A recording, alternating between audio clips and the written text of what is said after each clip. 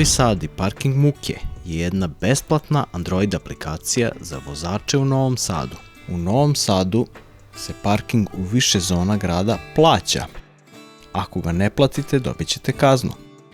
Ta kazna se zapravo zove doplatna karta. Počev od 2024. godine više se ne ostavljaju papirna obaveštenja o kazni na vetrobranskom staklu. Kako onda da saznate da ste dobili kaznu? Zvaničan način da to saznate je da stalno proveravate sajt javnog komunalnog preduzeća Parking Servis. Zato sam ja došao na ideju da napravim nezavisnu aplikaciju za mobilne telefone koja bi automatski svakog dana za vas proverila da li je Parking Servis vas zadužio za neku parking kaznu ili vam je, ne daj Bože, automobil odnešen zbog nepropisnog parkiranja.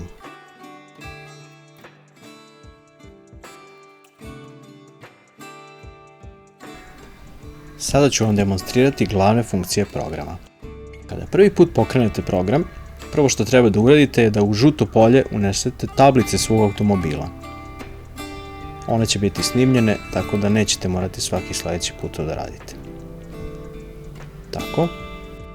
Zatim, ispod tog žutog polja imate dve glavne funkcije. Jedna je proveri odmah. Kada to kliknete, dobit ćete odgovor parking servisa da li vas duže za neku parking kaznu ili su vam možda odneli paukom auto.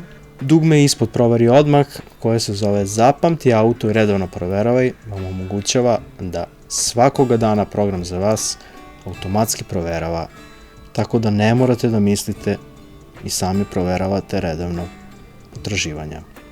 Program će ovo raditi za vas svakoga dana bez vašeg znanja, sve dok ne kliknete ponovo na ovo dugme koje sada primetite zove se zaustavi automatsku proveru.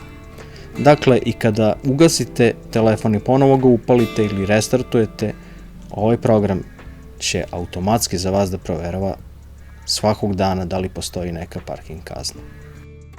Da biste bili sigurni da ćete dobiti obaveštenje o propuštenoj parking kazni, idite u opcije, to je ovaj točkić gore, i kliknite na ovo dugme provera notifikacija.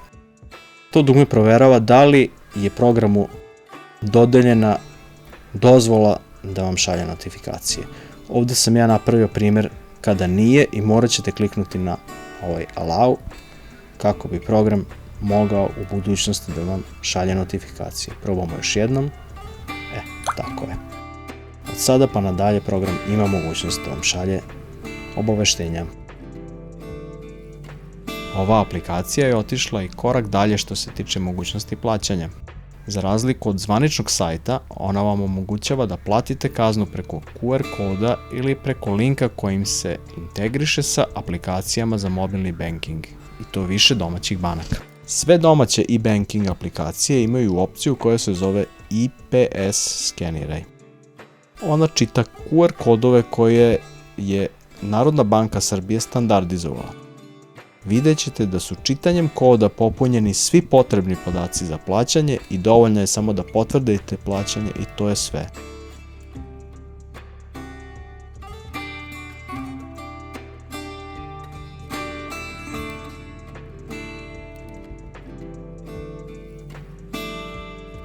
Dodatna funkcija aplikacije je olakšano plaćanje parkinga. Parking se u gradu plaća preko računa mobilne telefonije slanjem SMS poruke. Ta SMS poruka se može pojednostavljeno poslati iz programa. Sada ću vam demonstrirati kako. Izabrat ćemo, na primjer, plavu zonu i kliknuti dugme za slanje poruke. Vidimo da smo od gradskog servisa dobili automatski povratni odgovor, SMS poruku koja potvrđuje da smo uspešno platili sat vremena parkinga u plavoj zoni.